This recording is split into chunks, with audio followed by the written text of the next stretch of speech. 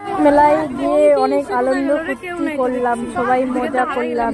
রথ এদিকে একটা আসছে, ওদিকে একটা আসছে।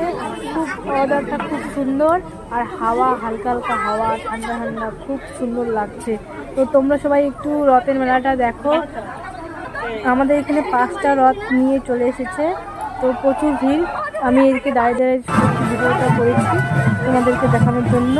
তো তোমরা পুরো ভিডিওটা দেখতে থাকো।